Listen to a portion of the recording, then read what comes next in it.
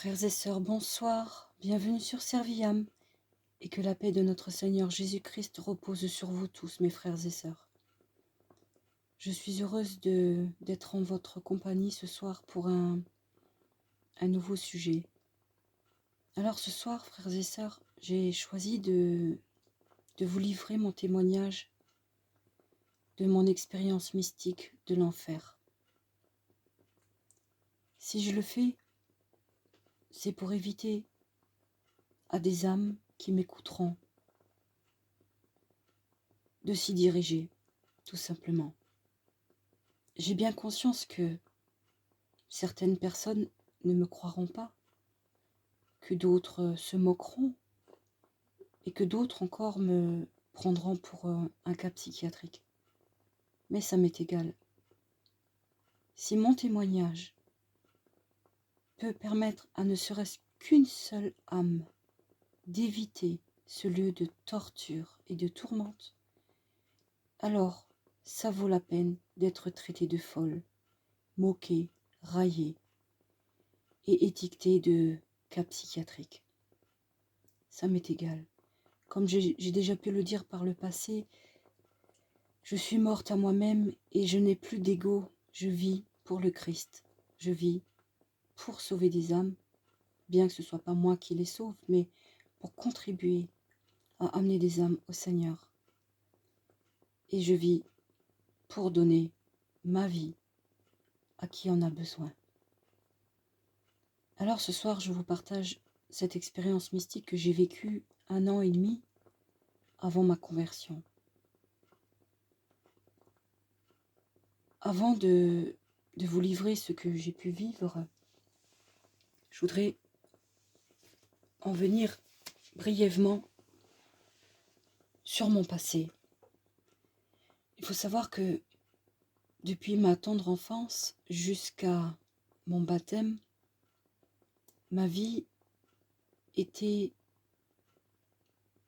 la même, je vivais les mêmes expériences que dans le film Paranormal Activity. Et je vous assure que j'ai vécu des choses incroyables et parfois terrifiantes. Puis un jour, lorsque j'ai constaté que les événements paranormaux s'intensifiaient et qu'ils commençaient à devenir dangereux, j'en ai parlé à une dame que je connaissais. Et elle m'a dit de prendre un rendez-vous avec un prêtre, ce que j'ai fait. Et alors je lui ai raconté ma vie. Et la première question qu'il m'a posée est la suivante.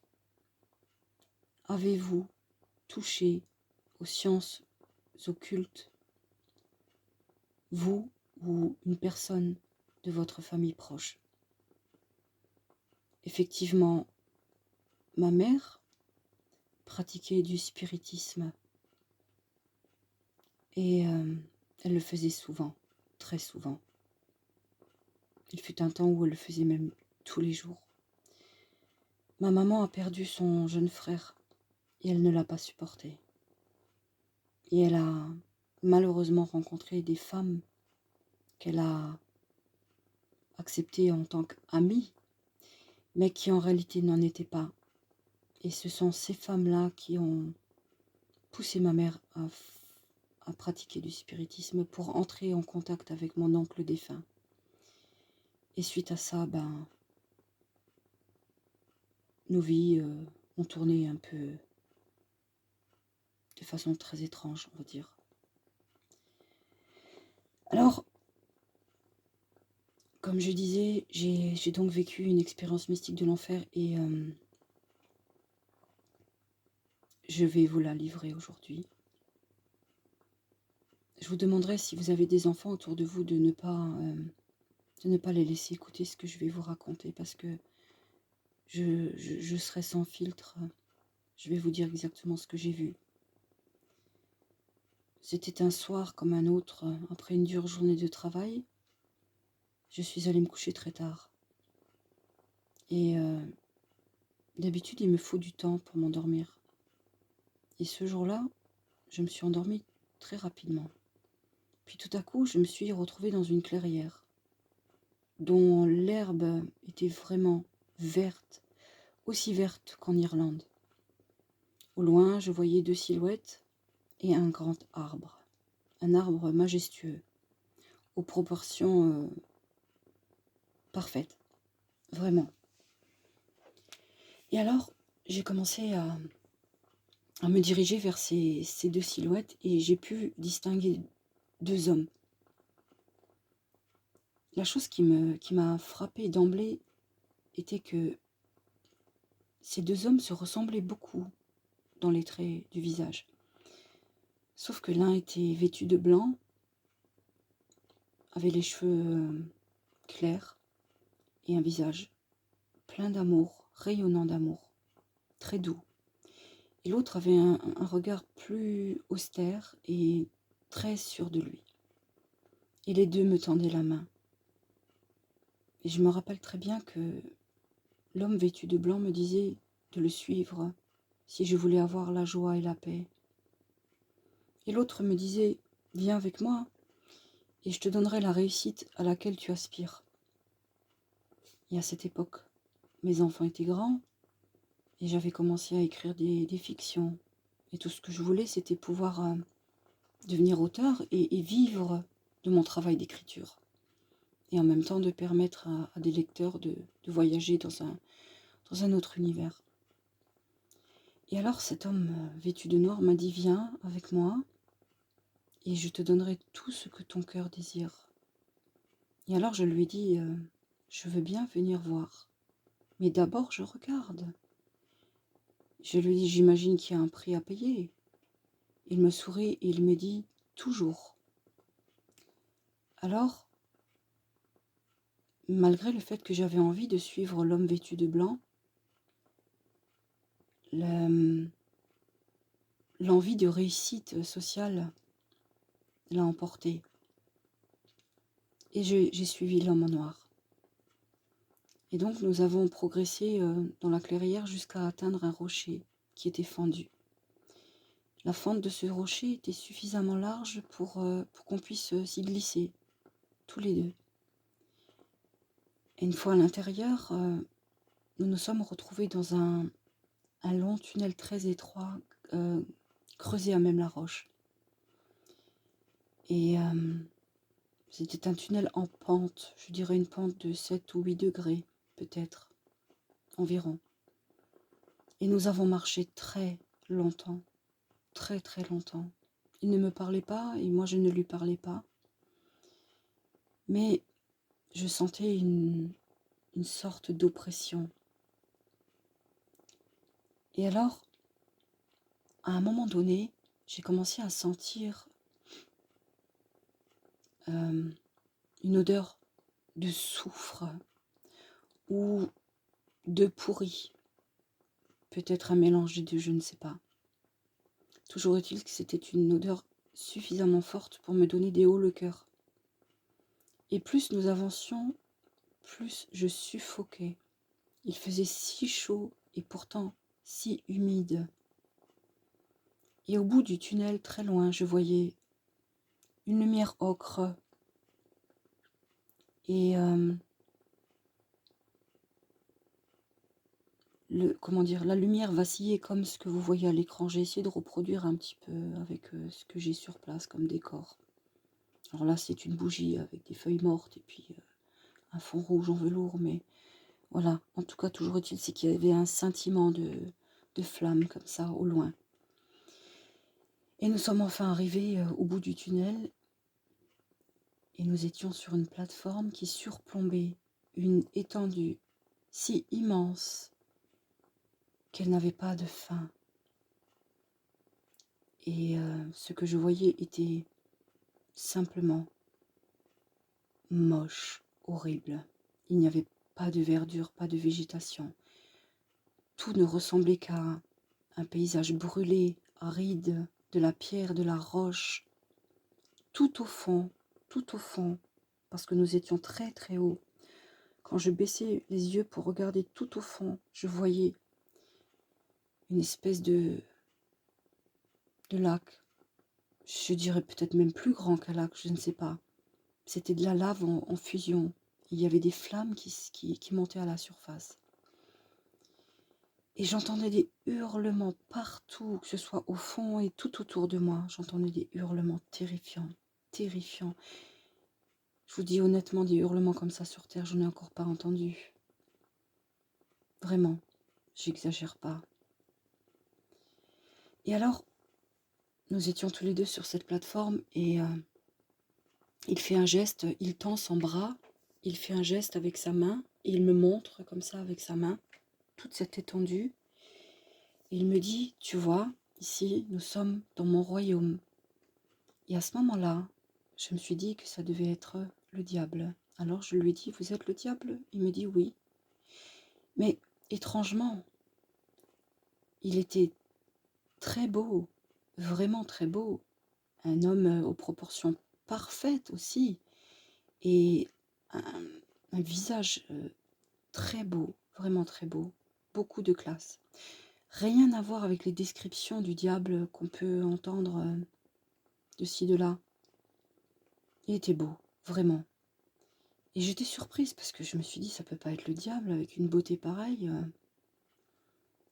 Et donc il m'a montré, il m'a dit que c'était son royaume. Et il m'a dit, je vais te faire visiter.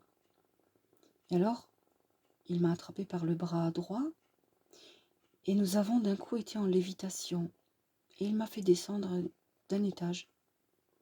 Et nous avons posé les pieds sur une plateforme. Et sur cette plateforme-là, je voyais des gens arriver par milliers. Et ça tombait comme des mouches, hein. Ils arrivaient toutes les secondes, des milliers de gens.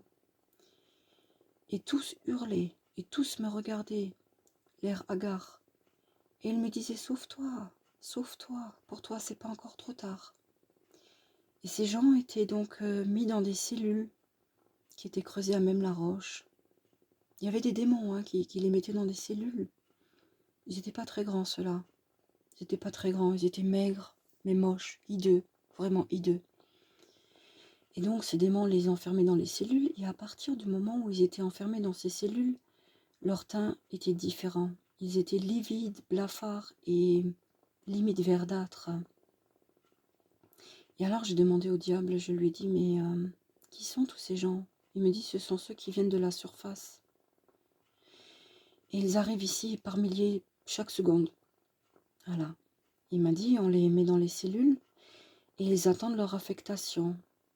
Et moi, sur le coup, je n'ai pas compris. Je lui ai demandé, je dis, pourquoi? Quelle affectation? Et là, il me dit, en fonction des péchés qu'ils ont commis le plus dans leur vie, ils auront une sentence et une punition éternelle. Ils attendent leur affectation de niveau, parce qu'il y a plusieurs niveaux. Et donc, il m'a emmené sur un niveau inférieur. Et sur ce niveau-là, il y avait des milliers et des milliers de gens couchés ou assis par terre, en hurlant. Et je voyais des vers, pas des asticots, des vers, des grands vers, sortir de leur corps et rentrer à un autre endroit.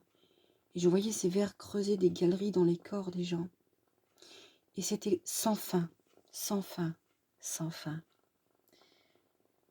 Et alors, je lui ai demandé pourquoi ces gens étaient rongés par les vers. Et là, il m'a dit, ça, ce sont des personnes qui ont vécu pour elles et qui ont manqué de charité.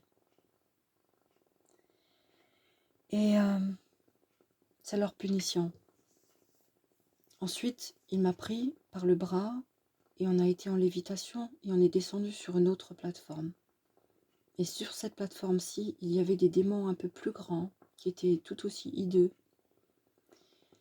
Et ils attrapaient la langue des gens et ils leur coupaient la langue avec une espèce d'instrument de torture. Et la langue repoussait. Et ensuite, ils recoupaient. Et ainsi de suite. Ça repoussait, ils recoupaient. Ça repoussait, ils recoupaient. Et toujours dans des hurlements terrifiants. Et alors je lui ai demandé, j'ai dit, et ceux-là, pourquoi ils sont là?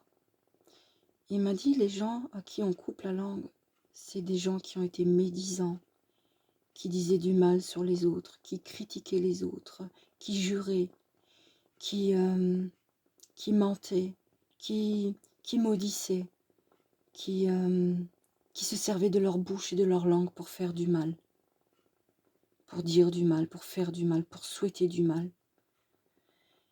Et donc c'était leur châtiment.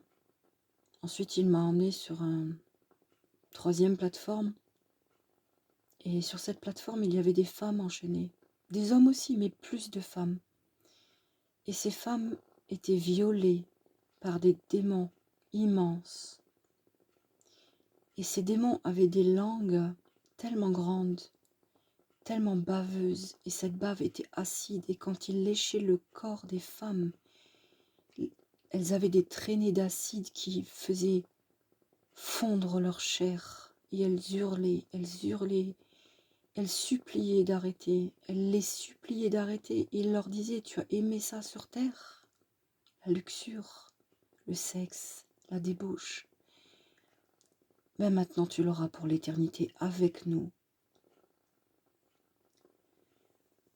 Ensuite, il m'a fait descendre sur une autre plateforme. Et sur cette plateforme-là, il y avait des êtres humains qui arrivaient de leur affectation et qui étaient contraints par la force, par des démons qui les surveillaient, de torturer d'autres personnes. Ils avaient une multitude d'instruments tout aussi horribles les uns que les autres, des instruments de torture. Et à ce moment-là, j'ai compris que tous les films d'horreur, tous les réalisateurs de films d'horreur sont en réalité possédés, et ils ne font que mettre en scène dans leurs films ce qui se passe à cet étage-là de l'enfer. Et je lui ai demandé pour quelle raison ces gens étaient là. Il m'a dit: ici, il y a les meurtriers, les gens qui étaient violents, qui frappaient, qui ont commis des agressions, qui ont commis des délits graves, des crimes. Et ils étaient découpés.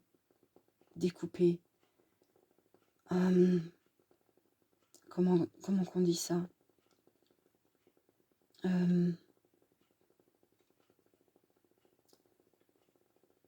Dépecés, voilà, c'est le terme que je cherchais. Dépecés, on leur enlevait la peau par tranche, et on sectionnait des muscles, des tendons. Et si les humains refusaient de le faire, eh ben, c'était à leur tour de subir. Et de toute façon, quoi qu'il arrive, ils subissaient tous quelque chose.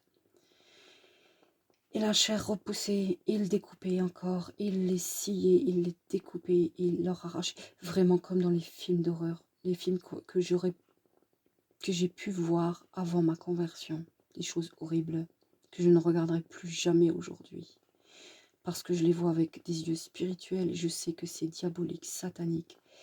Et qu'il faut surtout plus jamais, jamais, jamais que je regarde ce genre de choses. Et donc il m'a expliqué tout ça. Ensuite, nous sommes descendus sur une autre plateforme. Et sur cette plateforme-là, il y avait des hommes, quelconques, des hommes lambda, mais il y avait aussi des gens d'église. Et la plupart étaient des hommes. Et il y avait des grands démons qui avaient des griffes immenses. Et ils émasculaient ces hommes. Avec les griffes, ils leur arrachaient les parties intimes. Ils leur arrachaient. Et ils hurlaient de douleur. Et leurs parties intimes repoussaient. Et ils les arrachaient encore, et ça repoussait. Ils arrachaient, et ça repoussait. Dans des hurlements abominables. Et alors je leur ai demandé ce que ces hommes, ces gens avaient fait pour mériter ça.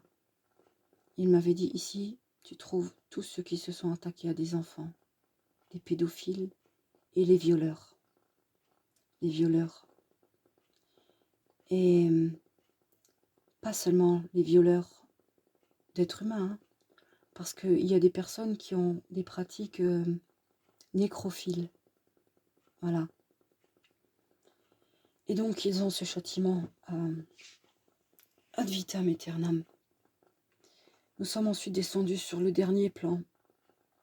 Et j'étais donc au bord de ce lac. Ce lac d'une étendue qui n'avait pas de fin, donc ça devait peut-être être plus grand qu'un lac encore. Et dans ce lac, il y avait des millions et des millions et des millions de gens, de pauvres personnes qui hurlaient, qui suppliaient Jésus, qui suppliaient, qui demandaient pardon. Et en fait, la lave était en ébullition et les flammes léchaient avec la lave qui était en ébullition les corps de ces personnes. Et toute leur chair fondait sur leurs os. Mais ensuite, leur chair se reconstituait. Et puis ça recommençait, sans fin, sans fin, sans fin. Et alors je lui ai demandé pourquoi ces gens étaient là. Il m'a dit cela. C'est ceux qui ont connu Jésus. C'est ceux qui ont connu Dieu. C'est ceux qui ont marché avec Dieu. Mais qui ont décidé de tourner le dos à Dieu.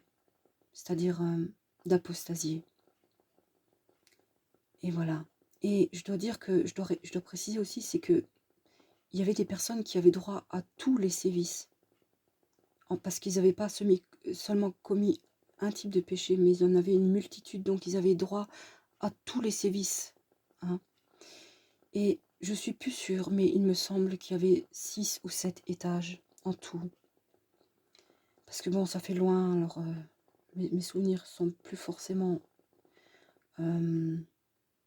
au détail près. Hein. Là, je vous raconte ce que je me rappelle. Et donc, j'ai été tellement horrifiée de voir ça que je ne sais pas ce qui m'a pris. J'ai commencé à m'accrocher aux roches qu'il y avait tout autour et j'ai escaladé ces roches. Et j'ai réussi à monter.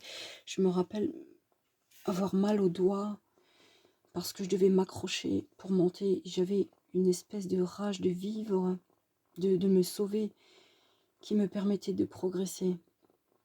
Et lorsque je suis arrivée sur la plateforme du haut par laquelle nous sommes venus, j'ai pu prendre appui et j'ai réussi à m'agripper avec les 2 mains et passer un genou sur la plateforme. Mais j'avais encore une jambe dans le vide. Et à ce moment-là, j'ai vu un démon s'approcher de moi qui volait. Il était ailé et il battait des ailes. Il était immense, immense. Je crois qu'il faisait au moins 5 mètres de hauteur et au moins 3 mètres d'envergure avec des ailes ouvertes. Et ce démon-là, il avait des cornes et il s'est mis à hurler contre moi d'une façon très féroce. Et il m'a dit que je n'irais nulle part, que je leur appartenais. Et alors il m'a enfoncé 3 de ses griffes dans le mollet et il a tiré d'un coup sec. Et j'ai senti une douleur vive, mais j'ai néanmoins réussi à à m'extraire. Et je me suis sauvée, j'ai couru le plus vite possible. J'ai couru, j'ai remonté ce tunnel jusqu'à ce que je sorte par cette fente du rocher. Et là se tenait le diable. Et alors vous allez trouver peut-être ça kitsch, mais c'est ce que j'ai vu. Il m'a déroulé un parchemin. Et il m'a dit, tu signes là. Et moi je lui ai dit, mais moi je signe pas. Et il me dit, oh mais tu as accepté de voir, alors tu signes. J'ai dit non. J'ai dit, c'est pas trop tard pour moi, je signe pas. J'ai pas signé, je suis partie. Et alors je me suis réveillée. Et quand je me suis réveillée, j'avais une douleur dans le mollet. Une douleur terrible dans le mollet. Et alors j'ai allumé la lumière. Et j'avais, que vous me croyez ou pas, frères et sœurs, ça n'a pas d'importance. Moi je vous dis ce que j'avais. Après, libre à chacun de me croire ou pas. J'avais 3 griffures, mais vraiment des grosses griffures, sur le mollet. Alors, certains penseront que peut-être dans mon rêve, je me suis griffée toute seule. Ce que je n'exclus pas, puisque je ne peux rien prouver. Donc voilà, tout ce que je peux vous dire, c'est que quand je me suis réveillée, j'avais 3 grosses griffures sur le mollet. Et elles étaient vraiment bien grandes, bien longues, bien larges et bien rouges, bien rouges. Et à partir de mon réveil, ma vie n'a plus jamais été la même. Je ne pouvais plus rien faire, ni la journée, ni la nuit, sans avoir toujours ces flashs devant les yeux. À l'époque, je pensais que c'était un cauchemar. Aujourd'hui, je sais que c'était une expérience mystique, donc je l'appelle. Cette expérience mystique m'a hantée. Et suite à ça, et à tous les phénomènes paranormaux, je suis donc allée voir ce prêtre. Et je lui ai expliqué ce que je vivais comme phénomènes paranormaux. Et aussi ce cauchemar ou cette expérience mystique. Et il m'a dit que Dieu avait permis ça, que Dieu avait permis que je puisse être emmenée en enfer pour voir là où je me dirigeais si je ne changeais pas ma façon de vivre. Et alors il m'a demandé voilà, s'il y avait quelqu'un qui avait pratiqué de l'occultisme. J'ai dit oui, ma mère qui faisait du spiritisme. Alors il a prié pour moi. Et nous avons demandé pardon à Dieu pour ces portes ouvertes dans ma vie. Et il a demandé de les refermer. Et ensuite, il m'a conseillé de demander à Dieu de me donner la grâce de croire, d'avoir la foi. Ce que j'ai fait. Et quand je suis partie de chez lui, je ne m'attendais pas du tout à croire. Parce que toutes ces années, je les avais vécues sans Dieu. Alors je ne m'attendais pas à croire. Mais, contre toute attente, au bout de quelques jours, je me suis rappelé que j'avais une Bible. Et alors, je l'ai ouverte. Et j'ai commencé à lire. Et je l'ai lu. Tous les jours, je lisais. Et je dois l'avouer, frères et sœurs, quand j'ai commencé à m'intéresser à Dieu, c'était surtout par peur de ce que j'avais vécu. C'était pas par amour de Dieu, c'était pas parce que j'avais envie de le connaître, c'était par peur. Je suis honnête, vraiment. Je me livre à vous sans filtre dans tout le travail que j'effectue sur Serviam. Donc, encore une fois, là, je vais vous dire la vérité.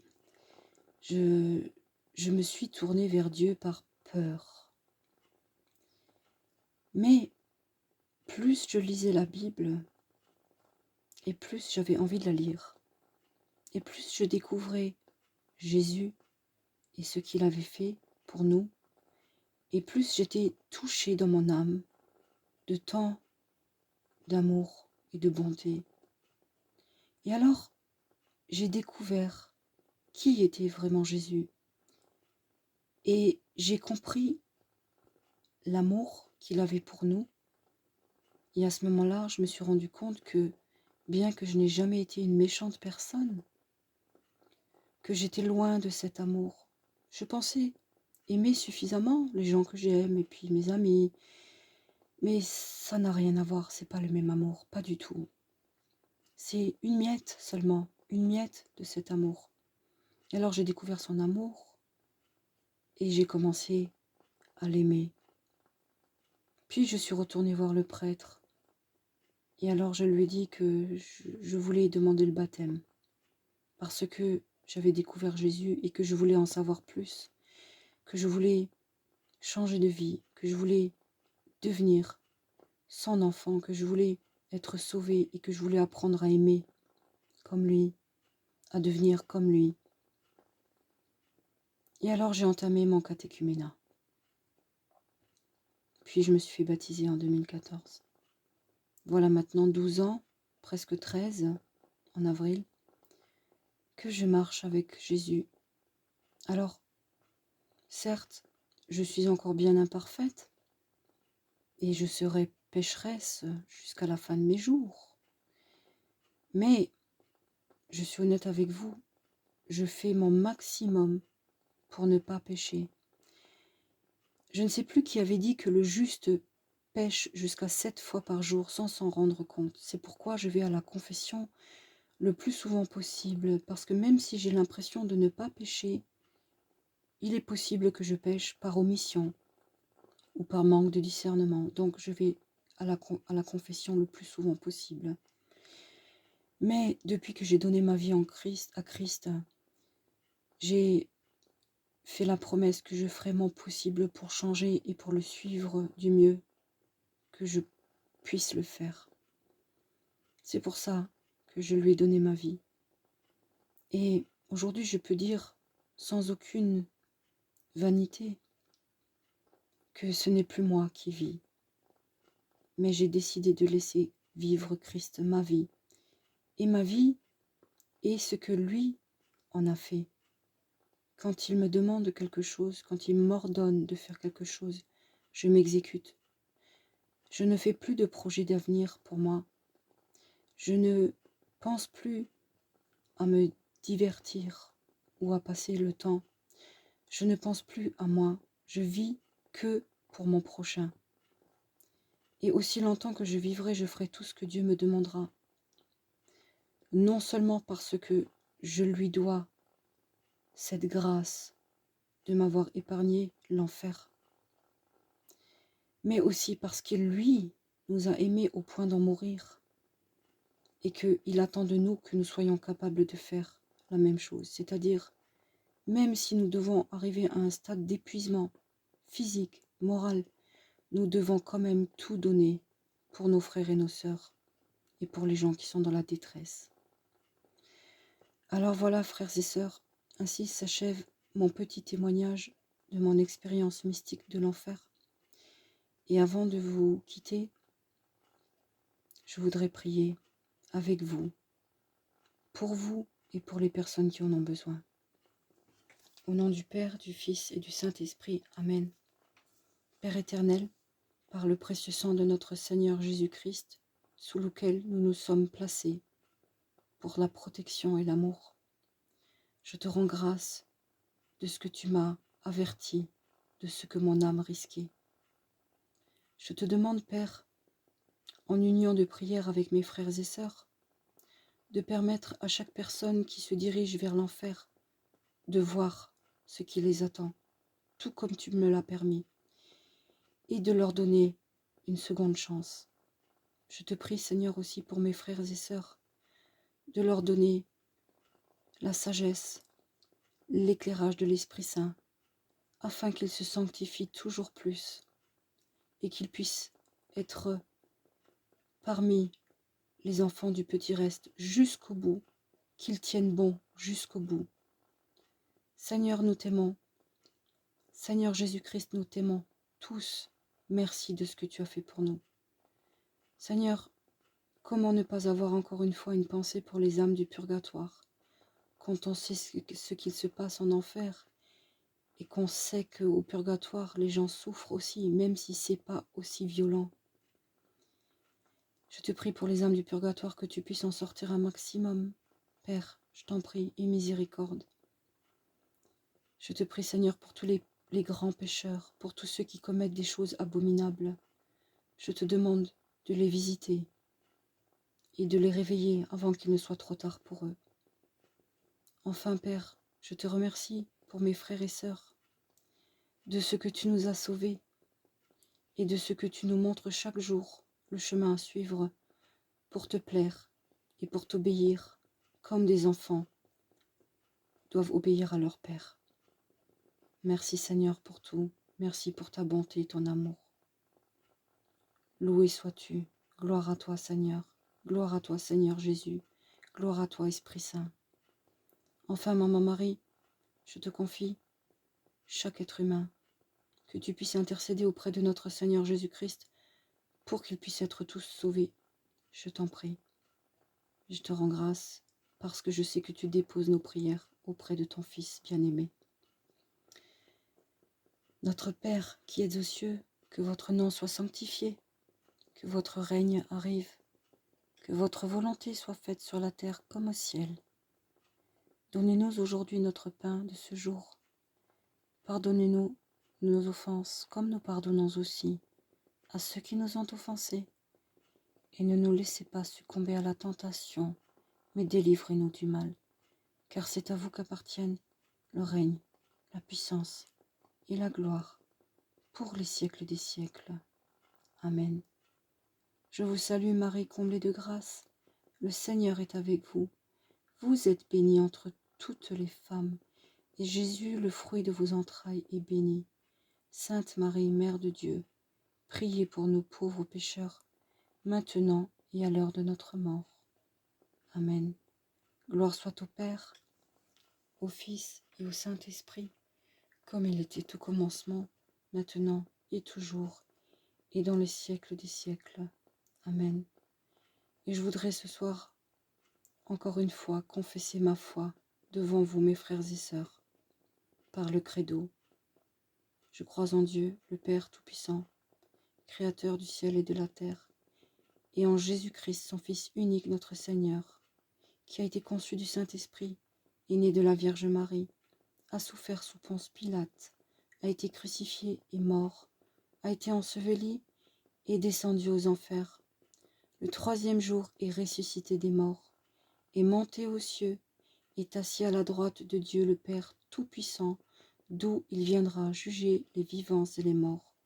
Je crois en l'Esprit Saint, à la Sainte Église catholique, à la communion des saints, à la rémission des péchés, à la résurrection de la chair et à la vie éternelle. Amen. Au nom du Père, du Fils et du Saint-Esprit. Amen. Voilà, frères et sœurs, dans une prochaine vidéo, je vous partagerai mon expérience mystique du paradis. Et avant de vous laisser, je dois encore vous dire quelque chose que j'ai omis avant. L'enfer est bien un endroit réel et il est vraiment situé sous la terre, sous notre terre. Il n'est pas qu'un endroit spirituel, il est un endroit physique et il est sous la terre. Alors je sais que beaucoup riront à cette affirmation, mais je vous assure que c'est la vérité. L'enfer est sous la terre et nous sommes au-dessus. Il est situé à plusieurs dizaines de kilomètres sous la surface de la terre. Alors les scientifiques diront qu'il n'y a que de la lave, mais c'est faux, c'est entièrement faux. L'enfer est un endroit physique. Et pour le moment, les personnes qui y vont avec leur âme et leur corps éthérique, c'est-à-dire un corps spirituel. Et leurs souffrances sont bien plus fortes que ce qu'on pourrait imaginer. Parce que quand on souffre ici sur Terre, on souffre dans un corps de chair. Mais eux, leur souffrance, elle est encore différente. Et lorsqu'il y aura le jour du Seigneur, et que les morts se lèveront, les uns pour la gloire éternelle, c'est-à-dire pour leur corps glorieux, et les autres pour la honte éternelle, chacun aura son corps physique, et alors ils iront dans ce lieu physique, parce qu'il est réel, tout aussi réel que nous sommes ici sur terre. Voilà, je ne demande à personne de me croire, je ne vous dis que ce que je sais, et je sais que c'est la vérité. Alors, pour ceux qui comprendront que ce que je dis c'est la vérité, si ça peut les aider, je dirai Amen, merci Seigneur. Voilà frères et sœurs, je vous laisse et je vous dis à bientôt pour une nouvelle vidéo. Bonne nuit.